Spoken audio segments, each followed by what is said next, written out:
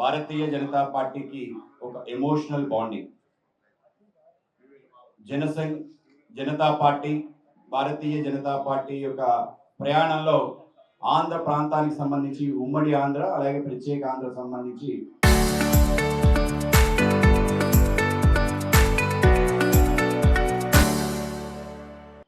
పోలవరం ఎప్పుడెప్పుడు దానికి సంబంధించిన ఏ అంశం వచ్చినా కూడా అంతే నిర్ణయాత్మకంగా అంతే ప్రతిష్టాత్మకంగా పార్టీ తీసుకోవడం జరిగింది.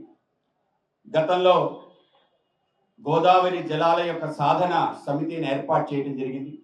దానికోసం పాదయాత్ర చేయడం జరిగింది. ముఖ్యంగా మా నాన్నగారు కూడా 1967లోనే పోలవరానికి పాదయాత్ర చేసింది. ఆ రోజు జనతా పార్టీ ఆధ్వర్యంలో కూడా 78లో కూడా దానికి పాదయాత్ర చేసింది. తర్వాత భారతీయ జనతా పార్టీ ఏర్పడిన తర్వాత పార్టీ కూడా ప్రతి మేనిఫెస్టోలో పోలవర సాధనే ఒక ప్రత్యేక అంశంగా తీసుకొని ముందుకు వెళ్ళడం జరిగింది. అలాగే పోలవరం గోదావరి కృష్ణా జలాలకు సంబంధించిన సాధన ఉద్యమాన్ని రాష్ట్ర వ్యాప్తంగా ఉమ్మడి ఆంధ్రప్రదేశ్ సంబంధించి అన్ని ప్రాజెక్ట్స్ సందర్శించిన ఏకైక పార్టీ రాష్ట్రంలో ఏదైనా ఉందంటే భారతీయ జనతా పార్టీ. ఆ విధంగా ప్రతి నాయకుడు కూడా ప్రాజెక్టుకి సందర్శన నిమిత్తం పాదయాత్ర చేసిన ఒక ఘనత ఉంది. సుమారు 1996, 97 ఆ ప్రాంతంలో ఆ విధంగా పోలవరం ఎట్టి పరిస్థితుల్లో దాన్ని సాధ్యమై ముందుకు తీసుకెళ్లే ప్రయత్నం చేయడం జరిగింది. ఆ విధంగా పోలవరం చరిత్ర దానికి సంబంధించి ప్రతి అంశం కూడా ప్రతి బీజేపీ కార్యకర్తకు కూడా అటువంటి ఒక దీర్ఘకాలిక ఎమోషనల్ బాండింగ్ అయితే దాంతో ఉంది.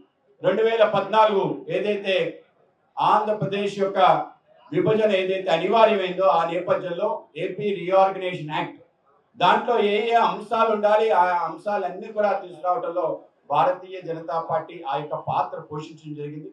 ఆ యొక్క విభజన చట్టంలో అతి ముఖ్యమైన అంశం పోలవరాన్ని తీసుకోవడం జరిగింది. పోలవరం సంబంధించిన అంశాన్ని లేకుండా ఆ యొక్క విభజన చట్టం పూర్తి కాదు. దాంట్లో అతి ముఖ్యమైన అంశం ఏదైతే తెలంగాణకి ఆంధ్రాకి అది ఏదైతే సంకట పరిస్థితిలో ఉన్న ఆ యొక్క ముంపు మండలాల్ని పూర్తి స్థాయిలో కలపడంతో ఆ యొక్క ప్రయాణం ప్రారంభమైంది. అడుగు పడటంలో కూడా ఆ రోజు జాతీయ నాయకత్వం రాష్ట్ర నాయకత్వం చూపిన చొరవ కారణంగా అవి పూర్తి స్థాయిలో కలవటం, దాని తర్వాత విభజన చట్టంలో అనేక అంశాలు అన్ని అంశాలతో పాటు అది జాతీయ ప్రాజెక్ట్గా గుర్తించి ముందుకు తీసుకెళ్లాలనే నేపథ్యం 2014లో నరేంద్ర మోడీ గారి నేతృత్వంలో ఎన్డీఏ ప్రభుత్వ ఆధ్వర్యంలో తీసుకున్న తొలి నిర్ణయమే మొదటి నిర్ణయం ఏదైనా ఉందంటే అది ముంపు మండలాలు కలిపే విధంగా అక్కడ ఆర్డినెన్స్ ని తీసుకురావటం, తర్వాత గెజెట్ నోటిఫికేషన్ ఇవ్వటం. ఆ విధంగా రెండు ప్రాంతాలు అంగీకారమే ఆ యొక్క అడుగు పడింది. అది కానీ పడకుండా ఉండకపోతే ఇవాళ పోలవరాన్ని ఈ స్థాయిలో మనం చూస్తున్నాం. అన్ని రకాల సమస్యలు ఎన్విరాన్మెంట్ క్లియరెన్స్ సంబంధించిన మిగతా అనేక రకాల విషయాలు ఏవైతే ఉన్నాయో అన్ని కూడా సెంట్రల్ వాటర్ కమిషన్స్ కలిసి ఒక్కొక్కటి దాన్ని పూర్తి చేసుకొని దాన్ని అన్ని కూడా పూర్తి స్థాయిలో ఏర్పాటు చేసి పోలవరం ప్రాజెక్ట్ అథారిటీని ఏర్పాటు చేసి పూర్తి స్థాయిలో ఆ యొక్క ప్రాజెక్టు ప్రారంభించిన దశలో ఆ రోజు చంద్రబాబు నాయుడు గారు ఈ యొక్క ప్రాజెక్టు రాష్ట్ర ప్రభుత్వ ఆధ్వర్యంలో నిర్మాణం చేస్తారంటే దానికి కూడా అంగీకరించి పూర్తి స్థాయిలో దానికి నిధులు కేటాయించి ముందుకు తీసుకెళ్లే విధంగా ఇవాళ ఆ యొక్క ప్రయాణం ప్రారంభమైంది. ఆ యొక్క ప్రయాణం ప్రారంభమైన తర్వాత జరిగిన గొప్ప గొప్ప విషయాలు, గొప్ప గొప్ప సంఘటనలు మనందరూ కూడా తప్పనిసరిగా మీ అందరూ కూడా చూసుంటారు. ఆ విధంగా చంద్రబాబు నాయుడు గారి యొక్క పోలవరాన్ని కూడా ప్రతిష్టాత్మకంగా తీసుకొని ప్రతి మంగళవారం పోలవరం అని చెప్పి ఏ విధంగా రివ్యూ చేశాడు, ఏ విధంగా ప్రతి సోమవారం పోలవరం అని చెప్పి దాన్ని ఏ విధంగా ముందుకు తీసుకెళ్లాడు, దాన్ని కూడా అంతే ముందుకు తీసుకెళ్లే ప్రయత్నం చేయటం ఆ విధంగా కొనసాగింది. దానికి సంబంధించి పూర్తి స్థాయిగా ఆ రోజే పూర్తి అయ్యే పరిస్థితి ఏర్పడటం, కానీ 19 నుంచి 24 మధ్యలో జరిగిన దానిపైన లేసమంతమైన ఆలోచన చేయకుండా కేవలం ఆ యొక్క కాంట్రాక్టర్ మార్చడంలోను అంటే రివర్స్ టెండరింగ్ అనే దాని మీద అంశంతోనూ అలాగే మొత్తం ఇరిగేషన్ మీద అవగాహన లేని దానిపైన చిత్తశుద్ధి లేని మంత్రులను పెట్టడం, ఆ మంత్రులు కూడా పోలవరానికి సంబంధించిన అనేక విషయాలపైన అపహాస్యం చేయటం. ముందు అనిల్ కుమార్ యాదవ్ గారు కానీ దాని తర్వాత అంబటి రాంబాబు కానీ పోలవరాన్ని ఒక హాస్యాస్పదమైన అంశంగా మార్చిన తీరేదైతుందో మనం తప్పనిసరిగా ఈ సందర్భంలో గుర్తుంచుకోవాలి.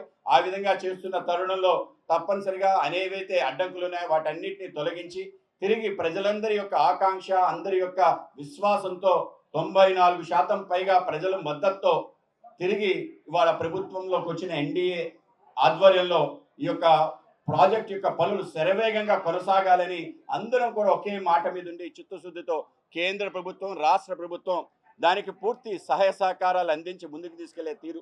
ఆ విధంగా ప్రాజెక్ట్ ఇవాళ ఒక దశకి రావడం జరిగింది. 41.15 ఏదైతే ఇవాళ మన హైట్ అనుకున్నామో ఆ హైట్ కి సంబంధించిన R&R ప్రాజెక్ట్ కానీ మిగతా అనేక రకాల విషయాలు అన్ని కూడా ఇవాళ పూర్తయ్యే దిశకి రావడం జరిగింది. 80% పైగా ఆ పనులన్నీ అయిన తీరు కనుక ఇవాళ భారతీయ జనతా పార్టీ మాకుండే ఆ యొక్క మొదటి దశ ఇవాళ 80% పైగా పూర్తవటం, దానికి సంబంధించిన అన్ని రకాల హంగులు దానికి సంబంధించిన పూర్తవుతూ ఇవాళ left main canal, right main canal సంబంధించిన పనులు కూడా పూర్తయ్యాయని చెప్పి చాలా సంతోషంగా తెలియజేస్తున్నాం. ఇవాళ రైట్ మెయిన్ కెనాల్లో గతంలోనే పట్టిసీమ నేతృత్వంలో మనకి మా నీళ్లు కృష్ణా బేసిన్ పంపించడం జరిగింది. ఇవాళ గ్రావిటీతో కృష్ణా బేసిన్కి వెళ్తున్న తీరు. అలాగే నిన్ననే మన ముఖ్యమంత్రి గారు ఆ కార్యక్రమం కూడా చేయటం జరిగింది. కృష్ణా నది అలాగే గోదావరి నది కలిసిన సంగమ కార్యక్రమం కూడా చేయటం జరిగింది. అలాగే త్వరలో ఇంకొక 10 రోజుల్లో లెఫ్ట్ మెయిన్ కెనాల్ యొక్క నీళ్లు కూడా విడుదల చేసి అనకాపల్లి జిల్లాకి మొదటి విడత మన యొక్క గోదావరి జలాల యొక్క స్పర్శ జరగబోతుంది. ఇది కూడా చాలా గొప్ప విషయం. ఆ విధంగా పురుషోత్తపట్నం అలాగే లెఫ్ట్ మెయిన్ కెనాల్ ఏదైతుందో దానికి సంబంధించిన పనులు పూర్తి స్థాయిలో పూర్తయి అతి ముఖ్యమైన ఉత్తరాంధ్ర సుజల స్రవంతి సంబంధించిన ప్రాజెక్ట్ యొక్క మొదటి ఫేజ్ ప్రారంభం కాబోతుంది. పోలవరం అంటే బహుళార్థ సాధక project, irrigation, drinking water, navigation అలాగే పవర్ హౌస్ సంబంధించి అనేక అంశాలు ముడిపడి ఉన్నాయి. కేవలం ఆంధ్ర ప్రాంతమే కాకుండా పక్కనున్న తెలంగాణ, కర్ణాటక, మహారాష్ట్ర ప్రాంతాలకు కూడా దీని లాభం చేకూరబోతుంది. పక్కనున్న ఒరిస్సాతో కూడా ఇటువంటి ఒక బహుళార్థ సాధక ప్రాజెక్ట్ దేశంలో కాదు ప్రపంచంలో కూడా లేదు. దీని యొక్క చరిత్ర, దీని వెనకాల ఉండే పోరాటం, దీని వెనకాల ఉండే కథ అన్ని రకాల విశేషాలు పోలవరానికి ముడున్నాయి. కనుక ఈ యొక్క పోలవరానికి సంబంధించిన ఈ అన్ని అంశాలని పరిశీలించడానికి అనేక రకాల విషయాలు ప్రత్యక్షంగా తెలుసుకోవడానికి ఇవాళ భారతీయ జనతా పార్టీ ఆధ్వర్యంలో ఎమ్మెల్యేలు, ఎమ్మెల్సీలు, ఎంపీలు అందరం కలిసి వెళ్ళాలని చెప్పి అనుకున్నాం. 12 సంవత్సరాల నరేంద్ర మోడీ గారి పరిపాలనలో అనేక రకాల అద్భుతాలు జరిగాయి, అనేక రకాల చారిత్రాత్మక సంఘటనలు జరిగాయి. అన్నిటికీ కూడా ఆంధ్ర ప్రాంతానికి సంబంధించి అత్యంత ప్రత్యేకత కలిగి ఆ యొక్క స్థానాన్ని తీసుకొచ్చి ఇవాళ దేశం యావత్తు కూడా పోలవరానికి సంబంధించిన పనులు ఏ విధంగా జరుగుతున్నాయనే విషయాలు శ్రద్ధగా చూస్తున్నారు. అలాగే రాష్ట్రం కూడా త్వరలో పూర్తి స్థాయిలో సస్యశ్యామలం కాబోతూ 14 లక్షల ఎకరాలు సస్యశ్యామలం అవే దిశగా జరుగుతున్న ప్రాజెక్ట్ యొక్క పనులు దానికి సంబంధించి అనేక రకాల విశేషాలు తెలుసుకోవడానికి ఈ యొక్క డెలిగేషన్ వెళ్ళటం జరుగుతుంది. దీంట్లో మా యొక్క కేంద్ర మంత్రివర్యులు శ్రీనివాస్ వర్మ గారు, అలాగే మా యొక్క రాష్ట్ర మంత్రివర్యులు శ్రీ సత్యకుమార్ గారు, అలాగే మా యొక్క పురంధరేశ్వర గారు రాష్ట్ర అధ్యక్షుడు మాజీ మంత్రివర్యులు శ్రీమతి పురంధరేశ్వర గారు, అలాగే మా యొక్క ఎమ్మెల్సీ శ్రీ సోమ్ వీర్రాజ్ గారు, అలాగే మా యొక్క ఎమ్మెల్యేలు నల్లమిల్లి రామకృష్ణారెడ్డి గారు, పార్థసారథి గారు, అలాగే ఎన్ఈఆర్ గారు, అలాగే మిగతా అందరం కలిసి ఈ యొక్క ప్రాజెక్టును సందర్శించి అనేక రకాల విషయాలు తెలుసుకోవడంతో అలాగే రాబో కాలంలో దాన్ని కేవలం ఒక ప్రాజెక్ట్ అనే కాకుండా ఆ ప్రాజెక్టుతో పాటు పర్యాటకానికి సంబంధించిన అంశాలు ఏవైతే ఉన్నాయో